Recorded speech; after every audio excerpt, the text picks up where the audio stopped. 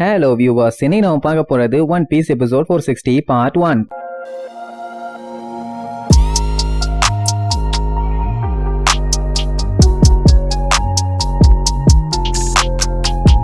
Open பண்ணா சரி, போன பாட்டுல ஏசு வந்து நம்ம கோல்டடி ரோஜரோட பையன்னு தெரிஞ்சு போச்சு. இத கேட்டு எல்லாத்துக்கும் ஷாக் ஆகி பேதி ஆயிருச்சு. சொல்ல போனா இவ்வளவு பெரிய வில்லனுக்கு இப்படி ஒரு பையன் இருந்தானா? இருந்திருக்கானே. கோல்டு ரோஜரோட பரம்பரை இன்னும் அழியல. சரி ரைட்டு, ஷாக் ஆனாங்க, பரவாயில்ல. நல்ல வேலை இவனையும் புடிச்சிட்டாங்க. கிங் ஆஃப் த பைரட்டோட பையனா இவனும் பயங்கரமான அட்ராசியஸான மோசமான கொடூரமான ஆளாதானே இருப்பான் அப்படின்னு அவங்களா பயங்கரமா யூகிச்சுக்கிட்டு அவனை பத்தி பச்சை பச்சையா பேச ஆரம்பிச்சிருவாங்க. ஒரு சில பைரட்ஸுங்க இவனை மட்டும் புடிச்சு ஆக்ஷன்ல விட்டு இந்நேரம் காசு மலையில குளிச்சிருக்கலாமே, மிஸ் ஆயிருத்தேன்னு ஃபீல் பண்ணுவானுங்க. ஒரு சில பெரிய பெரிய முதலாளிகளுக்கெல்லாம் சரி எப்படியோ புடிச்சிட்டானுங்கல்ல, இன்னும் கொஞ்ச நேரத்துல அவனை காலி பண்ண போறாங்க, அப்புறம் என்ன கவலைங்கிற மாதிரி சந்தோஷப்படுவானுங்க. இவன் தான் கோல்டடி ரோஜரோட பையனா கண்டிப்பா ஒன் பீஸும் இவங்கிட்ட தானே இருக்கும். மேபி இருக்கலான்னு ஒரு குரூப் பேசும், இல்லன்னு ஒரு குரூப் பேசும், இவன் சாகிறதா நல்லதுன்னு ஒரு குரூப் பேசும். இப்படி பல வாய்கள் பல விதமா வாந்தி எடுக்கும், வச்சு வாக்குவாதம் பண்ணிட்டு இருக்கும். சார் ரைட்டு, மரைன் போர்ல ஃபயர் ஃபெஸ்டேஸா மண்டி போட வச்சு நீங்க நினைக்கிற மாதிரி எதுவும் இல்ல, சங்கூதிட்டாங்க. எல்லாத்துக்குமே இப்ப பயங்கர ஷாக்கு. இவன் கோல்டடி ரோஜரோட பையனானு இருக்குதானே செய்யும். ஒரு 5 நிமிஷத்துக்கு அதையே வளைச்சு காமிச்சாதானே அவனுக்கு பெருமை. போவா இங்க மிரண்டு போயிருவா. ஏன்னா லூஃபி என்ன சொன்னா, ஏஸ் என்னோட அண்ணன், நான் அவனை காப்பாத்த போறேன்னு சொன்னான். அப்படின்னா அண்ணன் தான், ஆனா பயாலஜிக்கலா அவன் வந்து இவனோட அண்ணன் கிடையாது.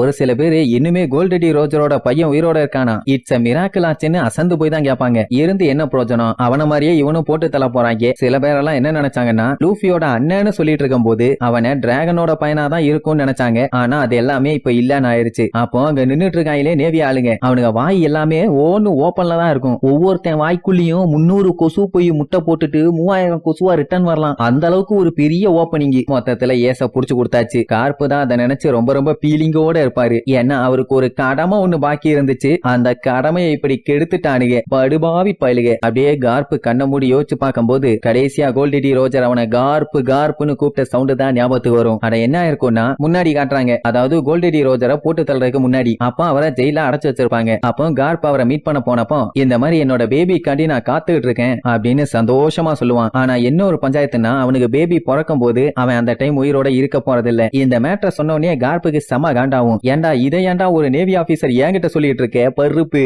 பேசாம போயிடுமா. ஆனா ரோஜர் என்ன சொல்லுவாருன்னா, கண்டிப்பா இவரோட ஒய்ஃபையும் போட்டு தள்ளிடுவாங்கன்னு இவருக்கு நல்லாவே தெரியும். அதனாலதான் இந்த விஷயத்த கார்ப்பு கிட்ட சொல்றானாமா. என்னடான்னு கேட்டா, எப்படியும் கவர்மெண்ட் ஆளுங்க ரோஜர் குழி தோண்டி புதைச்ச மேட்டர் எல்லாத்தையுமே நோண்டி இவனோட அஸ்திவாரம் வரைக்கும் விடாம நோண்ட போறானுங்க. அப்படி நோண்டி அவளை கண்டுபிடிச்சு போட்டு தள்ள போறானுங்க. இதெல்லாம் அவ இவனை கல்யாணம் பண்ணதுனால வந்த வம்பு, அதுக்கு ஒண்ணும் பண்ண முடியாது. ஆனா இன்னும் அவன் குழந்தை பிறக்கவே இல்லை, அதை தப்பு சொல்ல முடியாது இல்ல. இப்போ கார்ப்பும் கோல்டடி ரோஜரும் பழைய மாசங்களா எல்லாம் பதற அளவுக்கு சண்டை போட்டிருக்கானுங்க. ஆனாலுமே அவருக்கு கார்ப்பு மேல நம்பிக்கை இருக்குது. ஏன்னா கோல்டடி ரோஜரும் கார்ப்பும் இதுக்கு முன்னாடி ஃப்ரெண்டு.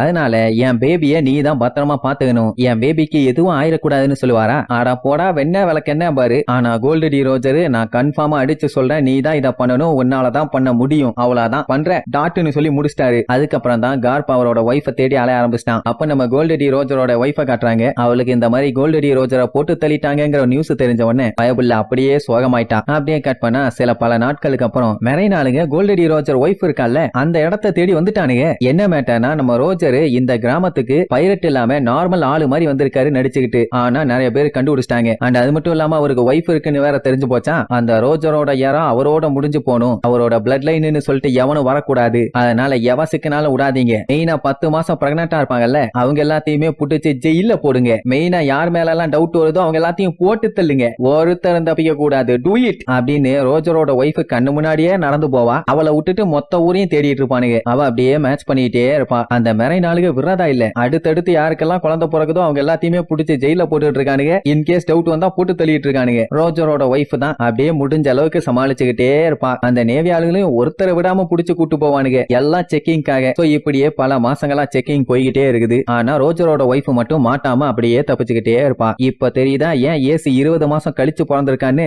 எல்லாம் இந்த நேவி ஆளுகளால. இப்படியே மாச கணக்குல செக்கிங் போய்கிட்டே இருக்குது. ஆனா ரோஜரோட ஒய்ஃப் ரோஜ் அப்படியே பொறுமைன்னு சொல்லி முடிஞ்ச அளவுக்கு தள்ளி போட்டுக்கிட்டே இருப்பான். சோ இப்படியே பல மாசம் செக் பண்ணி பார்த்துட்டு அதுக்கப்புறம் அந்த கிராமத்துல பார்த்தா ஒரு பிரெக்னன்ட் லேடிஸ் கூட இல்ல. அப்புறம் தான் கன்ஃபார்ம் பண்ணுவானுங்க ரோஜருக்கு குழந்தை இல்லை, ரோஜரோட ரத்தம் இதோட முடிஞ்சது, இதுக்கப்புறம் அவன் மகன்னு சொல்லிட்டு யாரும் வரமாட்டான் அப்படின்னு சொல்லி முடிச்சுட்டு அங்க இருந்து கிளம்பிட்டானுங்க. அதுக்கப்புறம் ஒரு நாள் ராத்திரி நம்ம கார்ப்பு மட்டும் கரெக்டா அந்த ரோஜ் எங்க இருக்கான்னு தேடி கண்டுபிடிச்சு போயிருவான். யாருகிட்டையும் ஒத்துக்காதவ கார்ப்பு வந்து கேட்டோன்னே ஆமான்னு சொல்லிடுவா. ஏன்னா அவளுக்கு தெரிஞ்சிருக்கு. அப்புறம் என்ன, சில நாட்கள்லயே குழந்தை பிறந்திருது. பொண்ணா இருந்தா ஆன்னு பேர் வைக்கலாம் இருந்தா, பையனா இருந்தா ஏசுன்னு பேர் வைக்கலாம் இருந்தா, கடைசியில பிறந்தது பாய், அதனால ஏசுன்னு வச்சிட்டா. இப்ப அவனோட பேரு கோல்டு டி ஏஸ். அவங்க அம்மாக்கு ரொம்பவும் சந்தோஷம். ஆனா அவன் பிறந்ததுக்கு அப்புறம் உடம்புல அந்த அளவுக்கு தெம்பில்லாதனால ரூஜ் அப்படியே டயர்ட் ஆகி அங்கேயே இறந்து போயிட்டான். அப்புறம் என்ன, கார்ப் அந்த குழந்தைய தூக்கிட்டு வந்து டாடன்னு ஒருத்தங்கிட்ட கொடுத்து வளர்க்க சொல்லுவான். ஏன்னா அவர் தான் நேவில பெரிய பிஸ்தா, குழந்தைய தூக்கிட்டு சுத்திட்டு இருக்க முடியுமா, அதனால ஒரு நல்ல ஆளா பார்த்து அவங்கிட்ட கொடுத்துட்டாரு. இது யார் குழந்தை என்னன்னு கேப்பானா, தெரிஞ்சு என்ன கிண்டவா போறேன்னு அந்த குழந்தைய காட்டுவாங்க. கத்தி கத்தி கதறி கதறி தேம்பி தேம்பி பயங்கரமா அழுகிறதோட